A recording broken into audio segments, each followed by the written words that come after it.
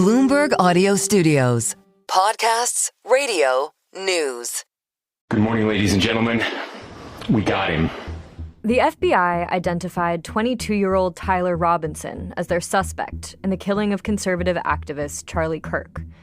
Robinson has been arrested on suspicion of murder and weapons offenses. On the evening of September 11th, a family member of Tyler Robinson reached out to a family friend who contacted the Washington County Sheriff's Office with information that Robinson had confessed to them or implied that he had committed the incident. Kirk was fatally shot Wednesday during an event at Utah Valley University. Tyler Robinson is 22 years old, and as far as we understand, he had expressed that he was no fan of Charlie Kirk. Bloomberg senior national security reporter Myles Miller. He didn't like his ideology. He told this to family members during a dinner recently and knew that he was coming to Utah. And that is all part of the investigation. Much of what he did, he talked about in a Discord server with friends, and his roommate shared that information with law enforcement, where he hid the gun, how he fled. This investigation now will focus on how much of that is true, if he was self-radicalized, if he had any support to do this, where he got the gun. There's still so much we don't know. Over the last 48 hours, I have been as angry as I have ever been, as sad as I have ever been. During the FBI press conference, Utah Governor Spencer Cox warned those watching and listening against further violence. History will dictate if this is a turning point for our country. But every single one of us gets to choose right now if this is a turning point for us. We get to make decisions. We have our agency. And I desperately call on every American, Republican, Democrat, liberal, progressive, conservative, MAGA, all of us to please, please, please follow what Charlie taught me. I still believe that there is more good among us than evil. And I still believe that we can change the course of history. I'm hopeful because Americans can make it so. I'm Sarah Holder, and this is The Big Take from Bloomberg News. Today on the show, the latest on the assassination of Charlie Kirk.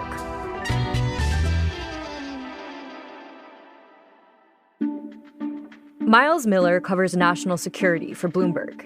He's been closely following law enforcement's investigation into the killing of Charlie Kirk. And he reports that according to a person with knowledge of the investigation, Robinson's father recognized him as the suspect in the photos released by police and confronted him. And his father says, "You look a lot like that guy in the photo. Were you responsible for this?" He says, "Yes, I was." Then he says, "You need to turn yourself in. I'm going to call our youth pastor at our church." The youth pastor just happens to be a task force officer, which is a local cop who is assigned to a federal task force, the one that actually is looking for him.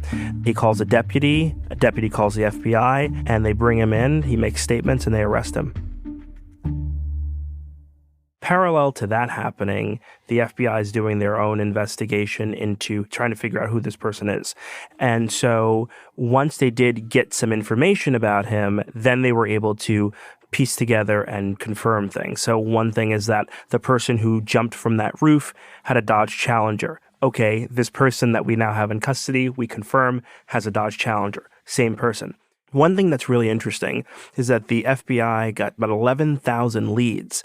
And just because this person is in custody does not mean those leads go away. They'll continue to track all of it down because you have to figure out if anybody gave material support, who gave him the gun, how he planned this, and was anybody else involved. And Tyler Robinson has been taken in as the suspect, but what evidence has been shared with the public so far that links this man with the shooting? The car that was used as part of the getaway, the fact that he on Discord says, "I had this gun in the drop point." That's where police found the gun believed to be used in this incident.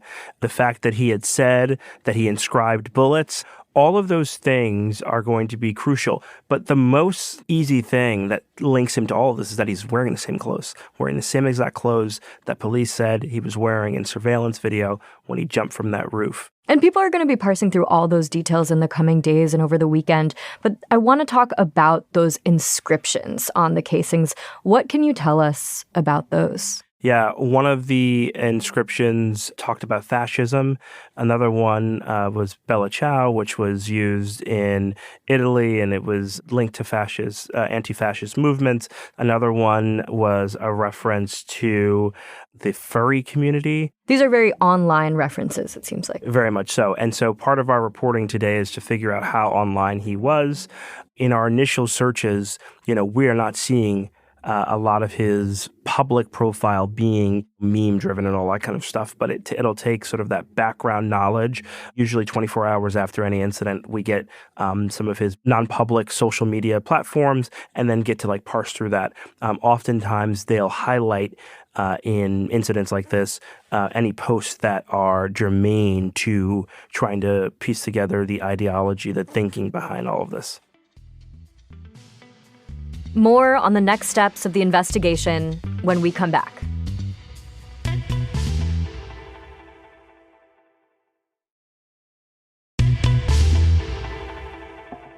I hope you'll permit me a moment just to share a few more thoughts about where we are and how we got here. Social media is a cancer on our society right now, and I would encourage people to log off, turn off, touch grass, hug a family member, go out and do good in your community. On Friday morning, Utah's Republican Governor Spencer Cox spoke at a press conference, updating the public on the status of the investigation and his thoughts on the last 36 hours. I absolutely believe that this is a watershed in American history, yes. The question is what kind of watershed? And that chapter remains to be written. Is this the end of a dark chapter in our history or the beginning? I watched the press conference this morning. After the updates on the investigation, Governor Spencer Cox went back to the podium to share some remarks about what he thinks the shooting means, how he's making sense of it. What was his message? Yeah, the governor's message was that everybody needs to calm down the rhetoric, one. And, I think making a very online message, which is to get offline and touch grass. He literally said, touch grass. I was surprised by that because I feel like those are not exactly the words of the right. So it was very interesting to hear that, but to call for toning down of the rhetoric because it's so different from what the president spoke about when he was on Fox today. But the one thing that was really interesting that the governor said in Thursday's press conference was that our adversaries, China and Russia, are using this incident to try to incite the right against the left. And is there evidence of that? I've not seen it, but I'm wondering if in the intelligence reports that come out, there is actual evidence of that. What can we say about the role of the FBI in this investigation so far? Because there's been a lot of different information coming out over the past few days. The FBI announced they had apprehended someone, then released them. How typical is this process for an FBI investigation? I cover Kash Patel pretty closely. I talk with his office pretty much daily. I think you can knock him for those 2 tweets announcing that someone was in custody. He's trying to be a more modern FBI director. And so, getting out and being more transparent about when they have information was the goal, but that was not the outcome. I spoke with the White House today about it. They, have all the support for him. And what do you make of those 11,000 leads that they're still parsing through? What might we learn in the days ahead? Somebody may have seen him at a gas station, which is good because then it helps investigators figure out, okay, was a credit card used? Whose credit card was it? You have to track every lead down. Some of them, and probably the bulk of them, are incorrect. I saw a lot on social media. Social media was very involved, as you know, with this case, identifying people who had nothing to do with this or as people that may be involved because of how they look and all of that kind of stuff. And so the bulk of it is that kind of stuff, the open source things. But, when they do an appeal for information, you always find something that you just weren't looking for. And that's the reason why they don't let these leads go just because they have a suspect. Myles says the shooting Wednesday is part of a marked increase in political violence in the U.S., and it's got authorities on high alert. In talking with the Secret Service and talking with the FBI, it's something that they're tracking closely. It's something that law enforcement around the country is going to have to spend a lot of more time and money worried about. When AOC comes to New York, when Kamala Harris, now with no Secret Service, comes to New York, she'll have to get lucky protection by NYPD intelligence because they just don't want any problems on their watch. Will that happen around the country? That's the thing that you will have to look out for. So are there conversations going on about increased security measures for political figures and politicians? 100%. Just look last night to Donald Trump at the Yankee game with a big bulletproof barrier at Yankee Stadium. That barrier didn't exist before, but it sure does now. Let's look back to Butler. After Butler, then anytime Trump was in public, the big barricade. And the only reason they didn't have that is because it's so heavy to carry around. And, they're carrying these on military planes. That is the new normal, at least for now, until some of this sort of settles. This is The Big Take from Bloomberg News. I'm Sarah Holder.